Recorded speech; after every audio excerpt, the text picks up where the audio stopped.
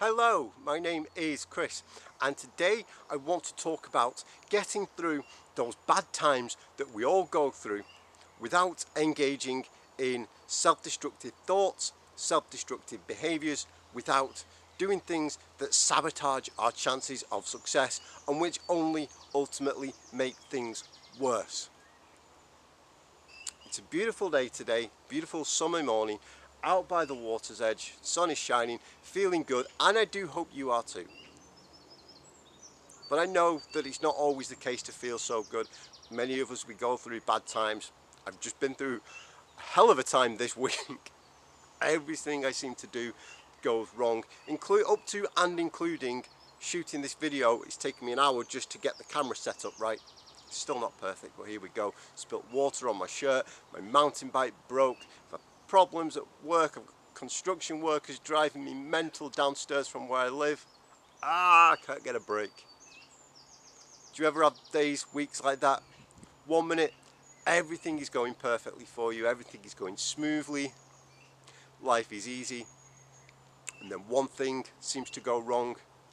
You get a little bit annoyed about it, and before you know it, everywhere you turn, more things are starting to go wrong. It's like you get into a mindset then of thinking, why is all this happening to me? And that puts us in a bad mood.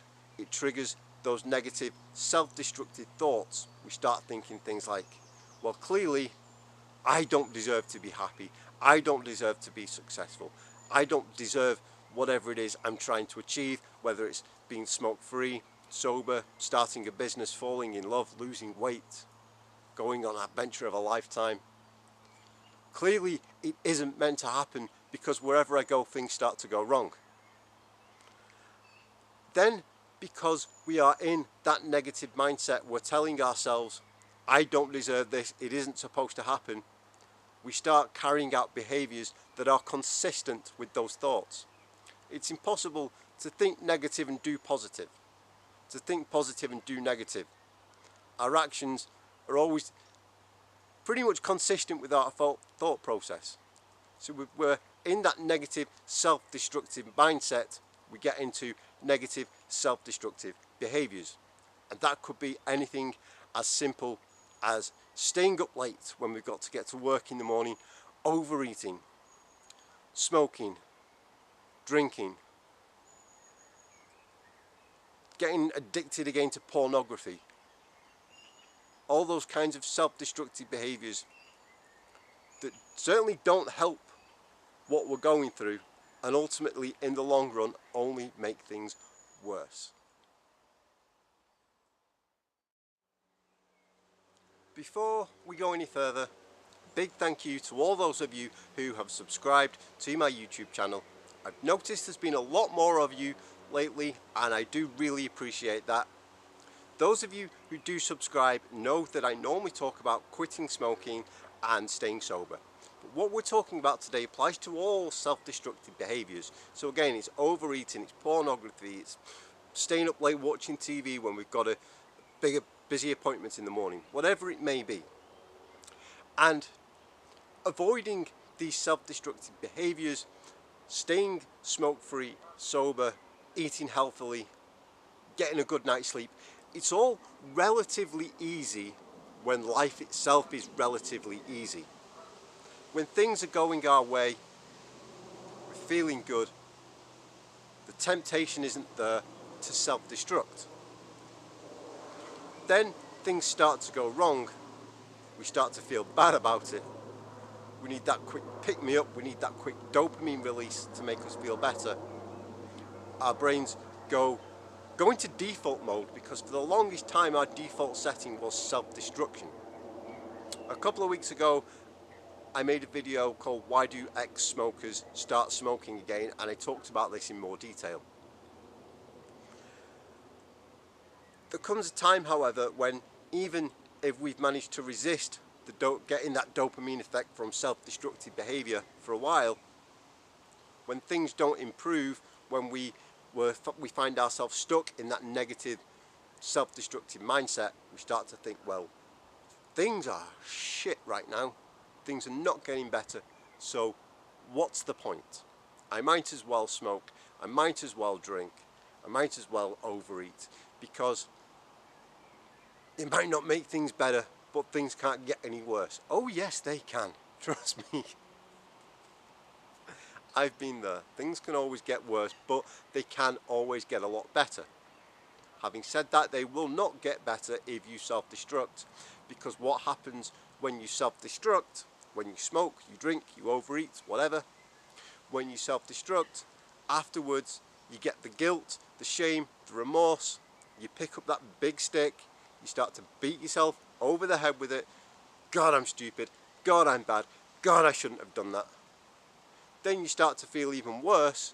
You talk yourself into feeling so bad that what do? You self-destruct even more. And on and on and on it goes. And we never get out of that habit. So the question for me then becomes, well, how do I get out of this? How do I get out of these bad times, turn things around, start being positive and not self-destruct in the meantime? For me, it all comes down to mindset. Like I say, my actions cannot be inconsistent with my thoughts. If I'm thinking negative, I'm going to start acting negative. So if I change anything at all, it needs to be what's up here. And to start with, I need to realise that one of the reasons why I'm feeling bad about the things that are happening to me is that I'm trying to control everything around me and I'm trying to get everything to go my way. And I can't do that. Even the best of us can't do that. Like I said, my mountain bike fell to pieces a couple of days ago. It was ridiculous. It was like something out of a Three Stooges sketch. I was on my bike, I pulled the brakes, the handlebars just fell off. If you go on my Instagram, Chris Scoyles, that's my username, there's a picture of just my bike with no handlebars. It was ridiculous. I can't control that. I don't know what the heck happened, it just fell off. I can't control the fact that there are construction workers nearby that start work early in the morning when I'm just waking up and trying to get into that peaceful, happy mind. I can't control things that have gone wrong in my job. The one thing I can control 100%, and I can control it 100% of the time, is this. It's Chris. I can control how I react to things. There are plenty of people far more spiritual and far more enlightened than I who will tell you that there is no such thing as a good thing or a bad thing. There are only things, and we choose how to react to them. So I make up my mind that I'm no longer going to react to these things negatively. I've had enough, I've done, I'm drawing a line under it. I can sit on my pity pot all day long. I can be the guest of honour at the world's greatest pity party. Why does all these things keep happening to me? Why do all these things keep happening to me? Nothing's going right. Oh my goodness. Or I can start looking into the positives. Positives. That word didn't come out of my mouth correctly. I can say, look, my mountain bike broke. But do you know what? I've also injured my foot. I injured it running a couple of weeks ago and I haven't rested it properly because I enjoyed being out on my bike so much. So now that it's in the shop for a couple of days being fixed, this is a sign from the universe saying, Chris, you need to rest. Take it easy, chill out, give your foot a break. I can say, look, okay, the construction workers are noisy, but because of that I've been able to pack up and go work somewhere else where it's peaceful and quiet, and because I'm not in my own home, I've actually been a lot more productive when I'm at work. So there's a positive that comes out of that. One of my work projects went haywire this week and I've not been able to put any time in it because it's just been paused. Okay, that's annoying because I'm self-employed, so I need to work to pay bills. But because it's on hold, I get to come out here and make a video with you guys. I can make a list basically of all the negative things that are going on and say, well, what positives can I take from this? What positives can I draw from this situation? And if I can't draw anything, in fact, no, not even if I can't draw it, there is always a positive to every single situation if you look for it. The second most important thing that we can do to get through a bad time without self-destructing, turn a bad time into a good time, get back in that positive mindset, is simply to forgive ourselves wholly and completely. Yes, we can draw a line under the self-destructive behaviour and say we are not going to do it anymore. But if we beat ourselves up over the fact that we did it in the first place, that's not going to help. We start picking up the big stick and going, I shouldn't have done that, that was stupid, that makes me bad, bah, bah, bah. That really hurts. Put the big stick down. Be kind to yourself and forgive yourself. That's what I need to do. I need to say, look, it's okay, I'm human. And no human is 100% perfect 100% of the time. Those who think they are, they're the ones we need to worry about. Yes, I effed up. But who hasn't? Everybody effs up from time to time, so why should I be different? Why should you be different? Forgive myself completely. Because if I continue to beat myself up, I'm only going to start feeling bad again. And what happens when I feel bad? I start self-destructing again. And I can't afford to do that. Because look, here's the thing. My mountain bike is going to get fixed. You're having a bad time right now because your partner left you or you lost your job.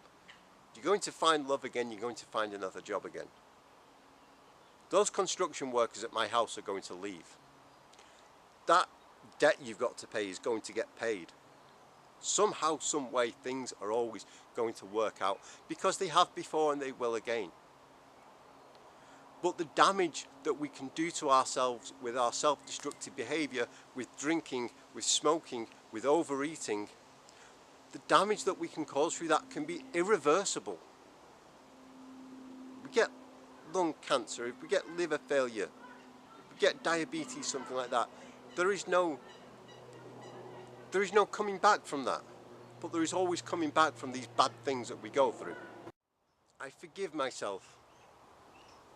I be kind to myself. And one way that I need to be kind to myself is to tackle the self-esteem issue. A lot of self-destructive behaviour stems from low self-esteem. Deep down we feel like we don't deserve to be happy, we don't deserve to be healthy, we don't deserve to be free, we don't deserve to be loved. So we carry out actions that are consistent with that. So I need to tackle the self-esteem thing. The person who self-destructs, I decide, the person who self-destructs, that's not the person I am anymore. I am the sort of person who deserves happiness, deserves health, deserves wealth, deserves freedom, deserves love, joy, peace. All that good stuff. I deserve it. And I'm going to act consistently with what I deserve.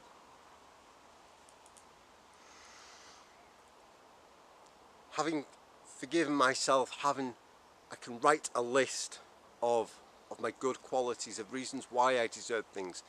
I can write lists of things in my life when times were good, when I was happy, to show myself that, look, this bad period that I'm having right now isn't typical of my life. There are times when I have been happy, and because I've been happy before, because things have gone well before, they can do so again. Remind myself of those good things. Next, I do what I call a reboot. Completely anything that is in my house that is to do with the self-destruction. If I was smoking, it would be getting rid of cigarettes. If I was drinking, it would be getting rid of alcohol. For me, now I don't smoke, now I don't drink. My big goal is to get into shape. So for me, the most self-destructive thing I can be doing is spending too much time on my sofa eating junk food. So I do things like, look, I'm going to cancel my Netflix account just for the time being until I get back on track. I'm going to get rid of this junk food.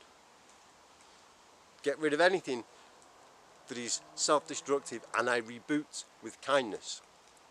For me, I do simple things. I go take a shower, I cleanse. It's like restarting. I'm clean, I'm fresh. I've washed all that away from me. Drink water, eat good foods. Give my body the best chance of feeling physically good. Because when I'm feeling physically good, I start to feel mentally good. When I start feeling mentally good, I start acting good, doing positive behaviours. So I do a complete cleanse and start from scratch. I can also then go and review my goals, or if I haven't written any goals, I write some goals. I wrote mine at the start of this year like I do every year, and I looked through them and I was thinking, do you know what, I'm actually on course. This blip has not totally annihilated everything. Not all hope is lost.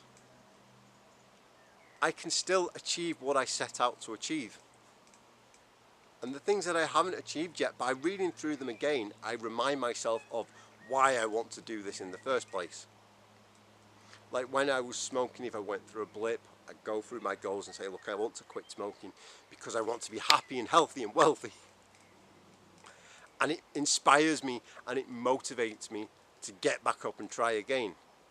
With my weight loss goals, with my getting in shape goals, I read through them and I say, well, okay, I'm not necessarily where I want to be, but look, I'm on track. And I remember why I set this goal in the first place. And that inspires me to get off the sofa, to cancel Netflix, I can't get my bike because it's broken, to go for a run, to go to the gym, whatever it is.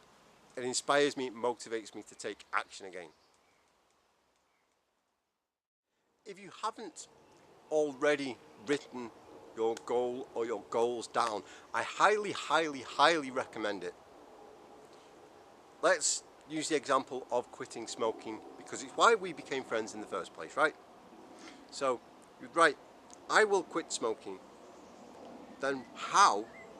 So I will quit smoking, I will use the Alan Carr method, I will use Champix, patches, pills, potions, lotions, whatever it may be. This is my quit date. By this date I will be X amount of days smoke free, and most importantly of all, this bit is crucial, how I will feel once I've achieved my goal. So I will quit smoking, I will use this method. By this date I will be 3 months smoke free, I will feel better, look better, I'll be having a better time, I'll come out to wherever it is that Chris is in his random part of the world and hang out by the water's edge with him on a beautiful summer's day, and I will feel good. I said that for me, part of my reboot meant jumping up and taking action, going to the gym, going for a walk, doing this, that, the other. It doesn't have to be a Herculean effort to turn things around. It doesn't have to be huge monumental things to get started. It just needs to be that one first step. That's what I have to do next. After I have rebooted, I have forgiven myself, I've decided I'm no longer going to self-destruct, I've rebooted, I've reviewed my goals, or I've written my goals, and I feel motivated and inspired to achieve them again. Now all I have to do to get started is take one step. So if I've decided I'm going to quit smoking, I might go on Amazon and order the Alan Carr book. If I've decided I'm going to lose weight, I might literally just put on some shorts and a t-shirt and go for a short walk, just to get used to doing some exercise after I haven't done any. If I am going to find love, I might register with a dating site. If I'm going to start a business, I might write down some ideas for that. That's my next step, is what is the first thing that I can do right now to turn things around for me. For me, it was, you know what, I'm going to get up, I'm going to come outside, talk to my YouTube friends. We will turn this bad thing around. I picked my bike up later today. I'm a little bit obsessed with this bike, I know. Work will figure itself out. The bad things that you are going through will be okay. Everything works out the way it's supposed to in the end. But if we self-destruct, we don't even give ourselves a chance of turning things around, and we may cause permanent damage far worse than the things that we are going through right now. I feel like I've been talking forever today. I do hope that it has been helpful to you. If it has, please do leave me a comment below. Let me know what you thought of this video. If you have suggestions, things you'd like to hear me talk about in future videos, those are always welcome. Like, share, and as always, subscribe. I make new videos like this one every single week. It would be great to have you on board. Thanks again. I will see you next time.